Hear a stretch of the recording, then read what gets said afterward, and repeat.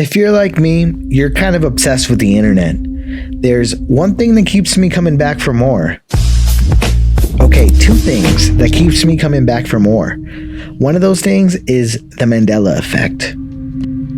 There's no way that you don't know about it, but on the off chance that you don't, the term Mandela Effect was brought forth by Fiona Broome in 2009 when she was researching South African leader Nelson Mandela and realized that she mistakenly remembered Nelson Mandela dying in the 1980s. She remembered him dying in prison, she remembers the news coverage and the commotion around the event in vivid detail, only to discover that at that time in 2009, Nelson Mandela was still alive.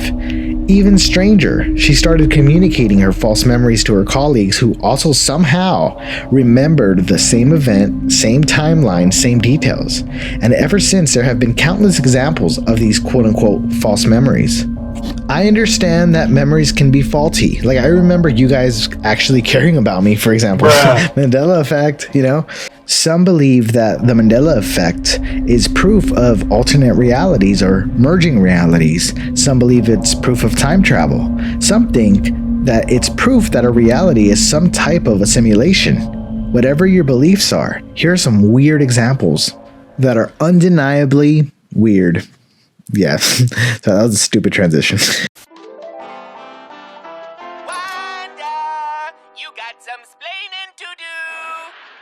This quote, "Lucy, you got some splaining to do," was never said.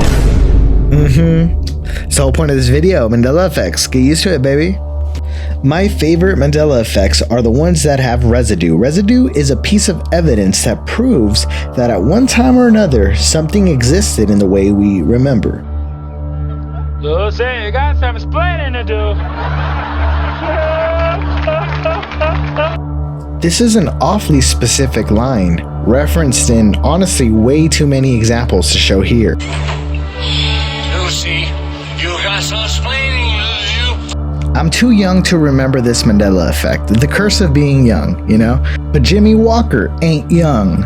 And in his memoir, Good Times, Bad Times, Our Times, he makes a mention to this iconic, Lucy, you got some splaining to do by Desi Arnaz. The closest that he ever came to saying anything like that is him saying, "Okay, Lucy, splain." That is like totally not Lucy, you got some splaining to do. Like, that's totally not it. So what do you think? I think that the government is, the birds aren't real and all that. I just believe it all, right? Up next, we have the Jumpman logo. Who do you remember being on the Jumpman logo? Do you remember Michael Jordan? Fool. You fool. Well, it's actually, apparently according to the Mandela Effect, it's Jordan Sparks now. Not to sound thirsty, but I wish. No, I'm joking. Jordan, I am taken. Okay, I appreciate the offer. Okay? You're not that guy, pal. Trust me. You're not that guy. But anyway, the Mandela Effect has gotten to our favorite shoe brand. And let me just ask you guys a question. What is Michael Jordan wearing in that Jumpman logo? Almost everyone would say that he's wearing basketball shorts, but yeah, he's not. He's wearing pants. He's wearing sweatpants. And here is the photo that logo is drawn after. It's very possible that we just look at the logo and assume that he's wearing basketball shorts because he's a basketball player, and we just don't really look into the fine details of the logo all the time. But honestly, I think that's a boring answer, so I'm gonna go with the government is effing with our brain. Now on to the creepier examples of the Mandela Effect. And the reason I believe these are creepier is because there's some very, very solid residue for these examples. The first one I'm going to talk about is The Jungle Book. 1967, Disney's The Jungle Book. There is a scene in this movie where countless people remember Baloo the bear wearing a coconut bra. Here is a clip of that scene.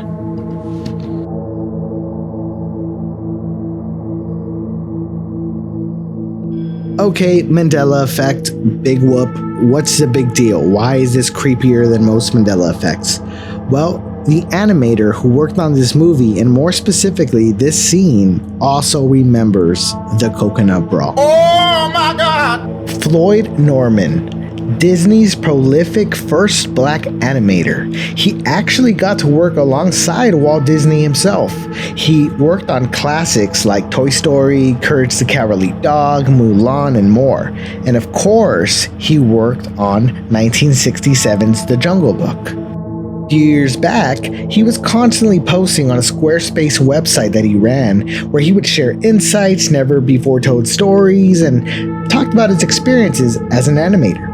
There, he wrote a post called Things You Don't Know About the Jungle Book. There, he referenced this exact scene. This is what he said in his own words. Veteran writer Larry Clemens thought having animated characters in drag was a surefire gag.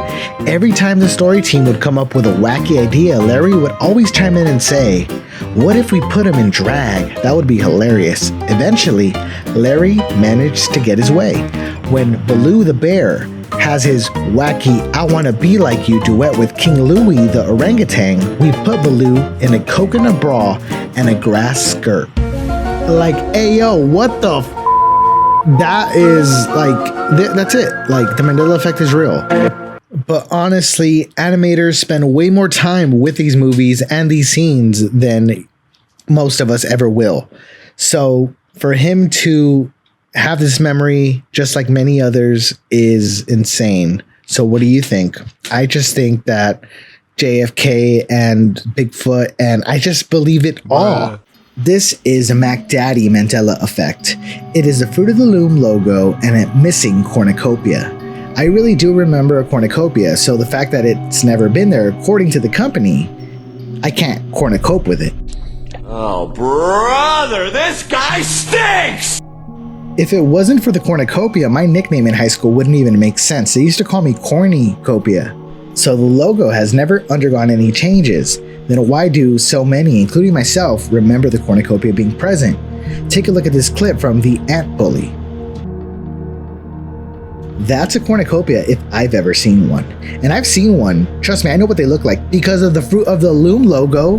Anyway, they called it Fruit of the Loin here in this movie to, make it a parody.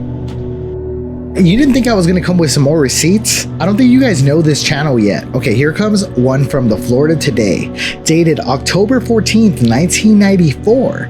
And this segment was talking about how, it was sort of rough conditions on filming the commercial for Samuel Wright, who was the grapes. He played the grapes in the commercials. It reads as follows. Anyhow, Fruit of the Loom's logo was initially a cornucopia, swollen with an apple, green grapes, purple grapes, and their green leaves. Wright was a purple grape cluster, and he had to pretend Fruit of the Looms, I never found them that comfortable, were great. Here the cornucopia is mentioned yet again, this time from the Brattleboro Reformer. It is a newspaper based out of Vermont, and it dates back to the 22nd of June, 1981, and it reads as follows. Second place went to class of 1971 for Fruit of the Loom, which featured the ambulatory fruit in the underwear commercial, a large cornucopia, and little old lady. Look at this title right here, Cornucopia of Job Cuts. Like, what the f? For a company who's never had a cornucopia in its logo, it's kind of like the cornucopia of cornucopias. This is Frank West. And if you don't know who he is, your mom didn't raise you right, because I just kidding. I found out about him like 20 minutes ago. All right, so Frank West was an American saxophonist. He was a saxophone. Anyway, so he made an album called Flute of the Loom. Flute of the Loom. Did you guys hear it? Flute? Here is the album artwork. I have a feeling that you probably had a feeling there was going to be a cornucopia. And yeah, there is one. Thanks to Redditor Juggling Knives, he was actually able to find out who the illustrator for the artwork was. And he found out that it was this man named Ellis Chappell. Ellis Chappell has a website. He found his website and decided to email him. Here is that email. Our boy, Juggling Knives, really said, "Hi. Hi, I'm Chucky. Are you the person who painted the album artwork for Flute of the Loom? Would it be alright if we asked you a couple of questions about your inspiration for the design? Thank you, name redacted. Alright, all you non-believers of the Mandela Effect, I'm sorry to destroy you right now. Here it is. Here is the response. Never gonna give you up, never gonna let you down, never gonna run. I got you. Oh my god, you should have seen your face. Okay, here's your response. This is Reed, Ellis's son, responding for my dad here. I remember the cornucopia specifically, as does my dad. This is the second time we've been contacted about this album cover, and Ellis and I are more than happy to answer any questions you have about it. I was a little kid when Ellis painted the Flute of the Loom cover, and I remember specifically this album being a reference to the cornucopia in Fruit of the Loom's original logo, which is where my dad says he specifically got the inspiration for the design. When I talked to him about it, he said, why the hell else would I have used a cornucopia? The food coming out of the flute is soul food, actually a ham hock, cabbage, black-eyed peas, etc. I remember when, in my mind, Fruit of the Loom quit using a cornucopia in their logo and switched to just using fruit by itself.